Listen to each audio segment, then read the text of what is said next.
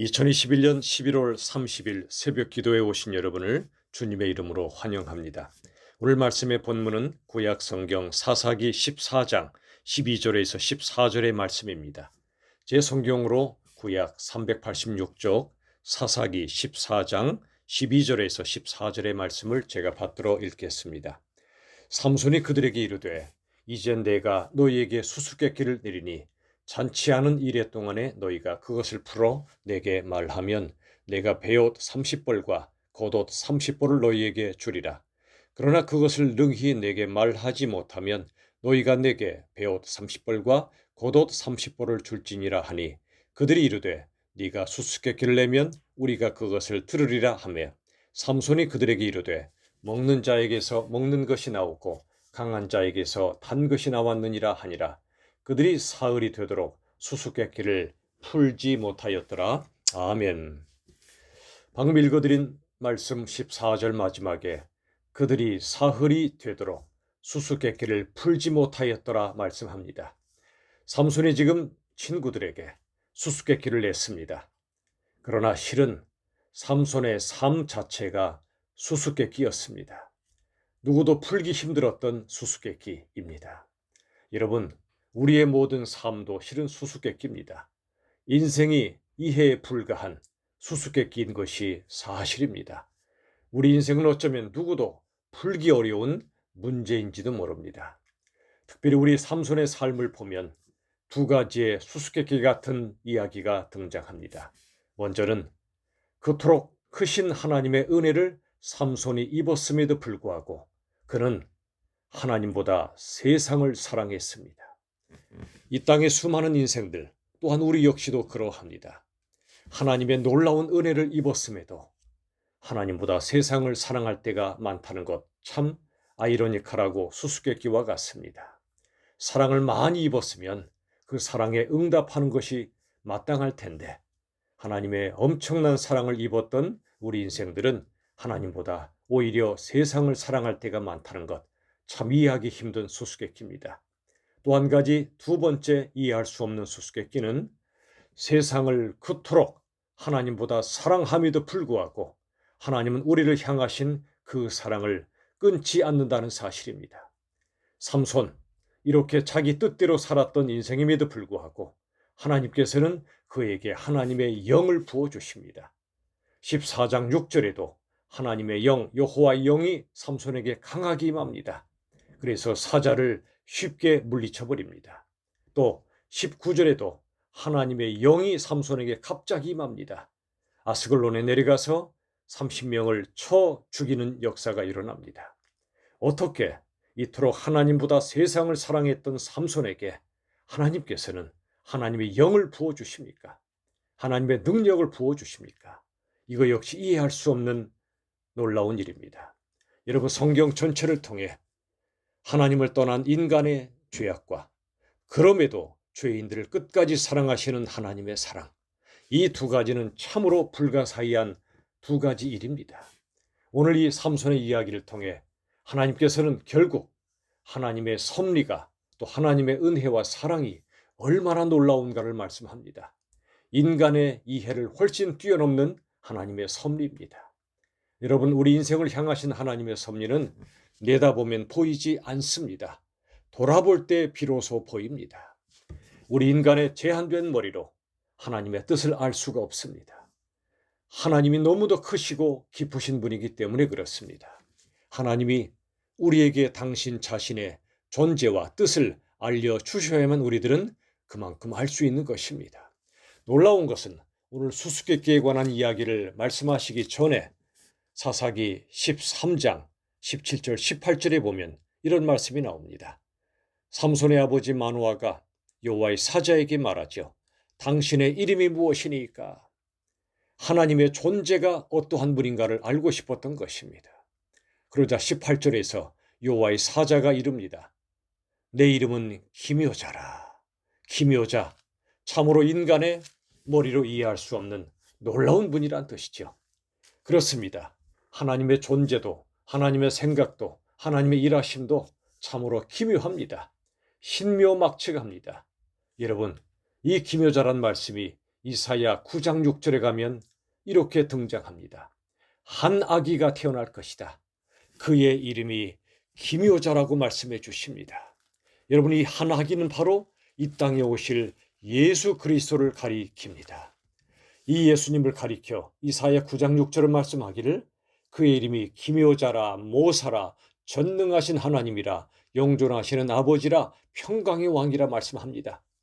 예수님이 실제로 이 땅에 오시기 무려 700여 년 전에 하나님의 사람 이사야 선지자를 통해 한 아기가 이 땅에 태어날 것을 미리 예언하신 것입니다. 임마누엘 하나님, 우리와 함께 하시는 하나님께서 예수님을 통해 이 땅에 그 역사가 이루어졌습니다. 그 이름이 기묘자라 모사라 그랬습니다. 여기 기묘자는 명사요, 모사는 동사입니다. 무슨 말씀이냐면 기묘자요, 모사란 바로 이 뜻은 놀라운 지혜자란 뜻입니다. 예수님은 참으로 놀라운 그런 지혜자요, 우리 인생의 모든 수수께끼를 풀어줄 해결자이시라는 겁니다. 그리고 예수님을 가리켜 전능하시는 하나님이요 영존하시는 아버지라 말씀하셨습니다. 이사야를 통해 주신 말씀, 어떻게 한 아기가 이 땅에 태어나는데 그 사람이 전능하신 하나님이 될 수 있고 어떻게 그가 영존하시는 아버지가 될 수 있습니까? 그건 바로 인간의 머리를 뛰어넘는 하나님의 기묘하신 역사였습니다.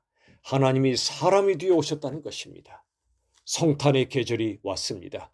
이 땅에 말씀이 육신이 되시고 하나님이 사람이 되어 오신 성육신의 역사, 이것은 누구도 이해할 수 없는 하나님의 지혜요 하나님의 기묘한 일하심이었습니다. 그리고 하나님께서는 이 땅에 사람으로 오실 뿐 아니라 우리와 함께 사시다가 우리 위에 십자가에 죽으셨습니다.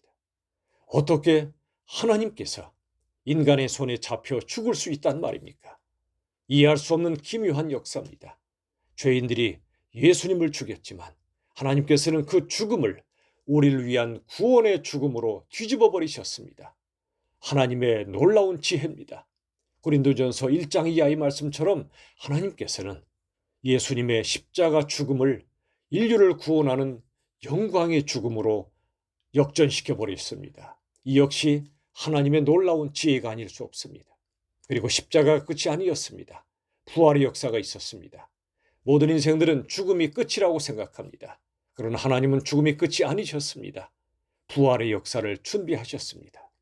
예수님의 성육신, 십자가, 그리고 부활. 하나님께서 얼마나 기묘하신 분인가를 우리에게 알려주십니다. 예수님이 얼마나 기묘하신 분인가를 알려주십니다. 그래서 로마서 11장 33절은 이렇게 말씀합니다. 깊도다 하나님의 지혜와 지식의 풍성함이요. 하나님의 그 지혜는 이 땅의 그 어떤 깊은 지혜보다, 이 땅의 어떤 깊은 바다보다 훨씬 더 깊고 깊은 지혜입니다. 사랑하는 여러분, 우리가 의지할 건 바로 이러한 하나님의 지혜요, 하나님의 사랑입니다. 우리는 이 땅에서 살다가 내가 원치 않는 상황이 닥쳐올 때, 또는 내가 원하던 것이 이루어지지 않을 때, 또는 내게 있던 모든 것들이 나를 떠날 때, 상실과 상처의 순간이 올 때 우리들은 하나님 앞에 원망 또는 절망을 토로합니다. 그러나 여러분, 하나님의 섭리, 하나님의 역사는 인간의 모든 생각을 뛰어넘어 역사합니다. 깊습니다.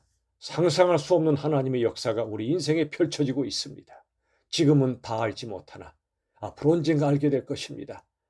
고린도전서 13장에 보면 우리가 천국에 가면 지금 희미하게 보였던 모든 것들이 얼굴과 얼굴을 맞대고 보듯이 선명해질 거라 말씀합니다. 그렇습니다.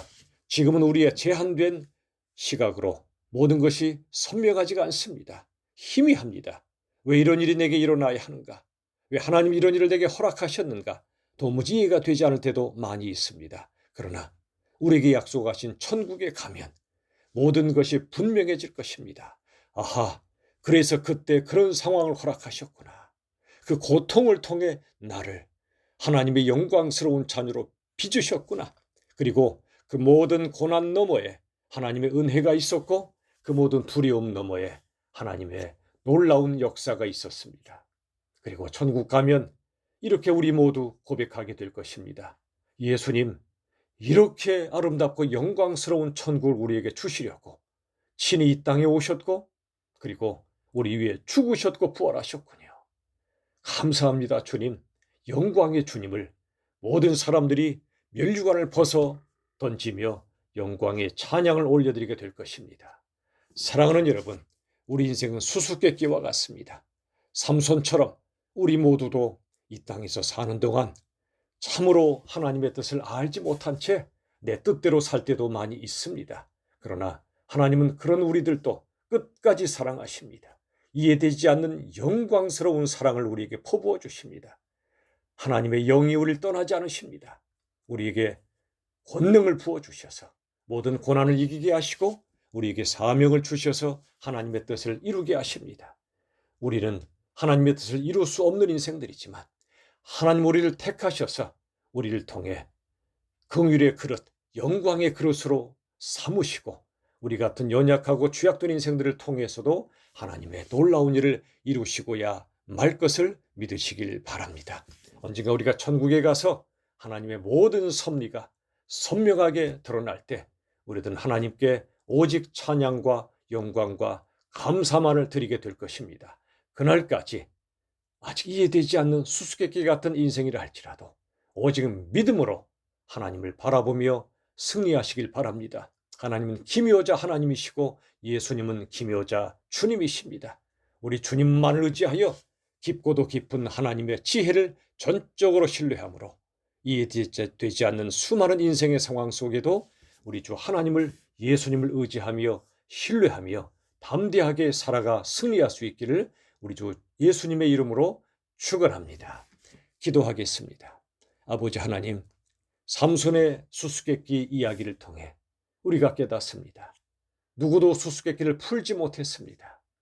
그러나 더 중요한 수수께끼는 삼손의 삶 자체였습니다.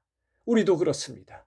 하나님의 그 크신 사랑을 받았지만 하나님의 뜻에 합당하게 살지 못할 때도 많습니다.